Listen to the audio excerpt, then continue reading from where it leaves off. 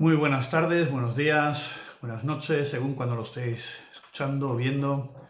Bienvenidos a un nuevo podcast. Estamos ya en el tiempo de la Pasión. Estamos ya cerca de celebrar la Semana Santa, la Pascua.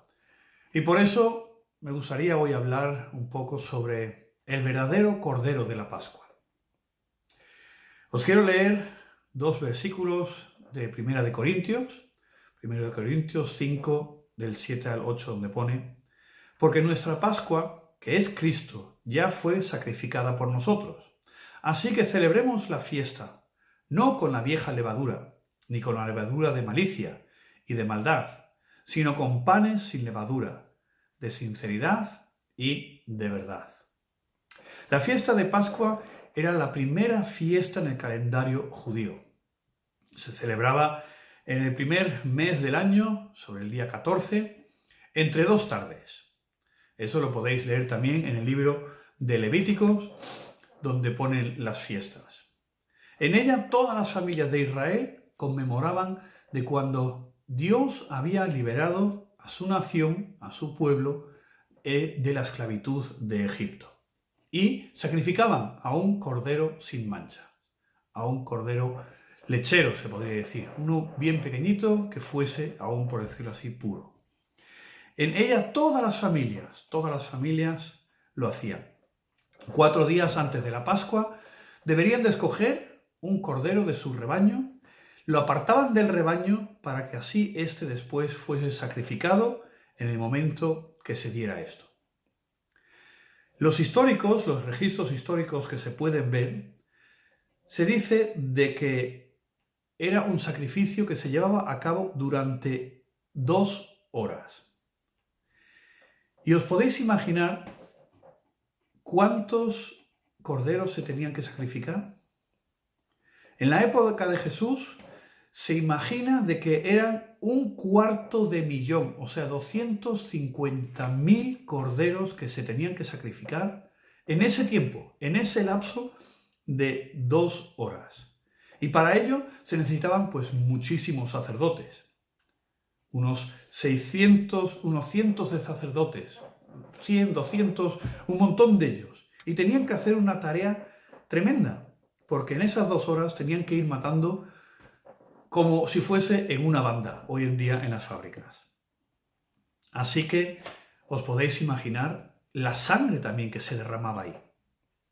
La cantidad de sangre que se corría en ese tiempo ahí. Todos sabemos que la sangre es bastante escandalosa. Cuando uno se hace una pequeña herida, parece que se ha cortado la mano. Y ahí unos 250.000 corderos son sacrificados y la sangre corre.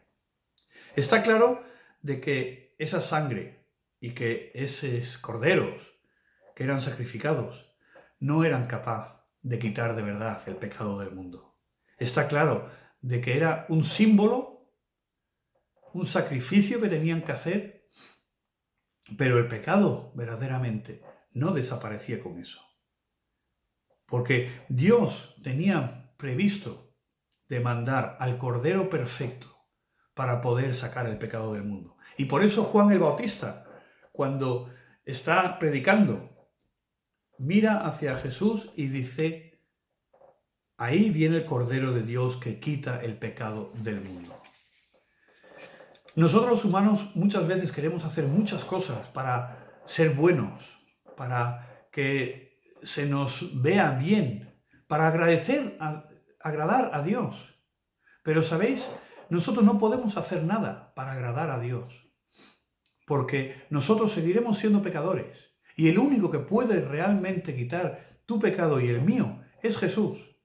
Tengo que reconocer y aceptar su obra que hizo en la cruz. Y por eso es que hoy en día ya no tenemos que sacrificar a ningún animal. No tenemos que sacrificar a nadie, ni a nada. Solo aceptar que Jesús mismo se sacrificó para que tú y yo fuésemos salvos.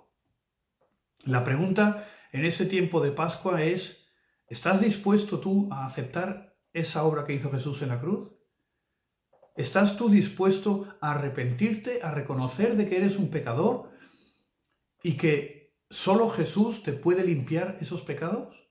Si es así, con una simple oración, puedes dirigirte tú mismo, ahí donde estés, a Jesús, y Él te va a oír, y Él te va a quitar los pecados.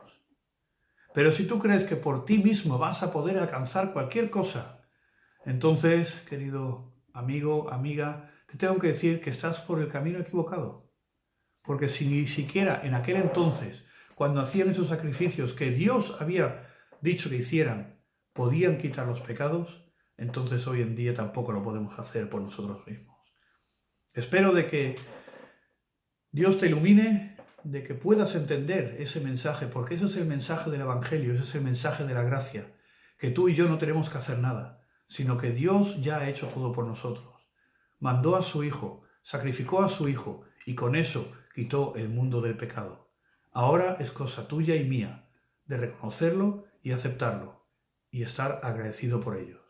Te deseo que pases unas felices Pascuas, que a lo mejor en ese tiempo también tengas tiempo de reflexionar sobre tu situación, sobre tu relación con Dios, y que encuentres esa experiencia que te atraiga hacia Él.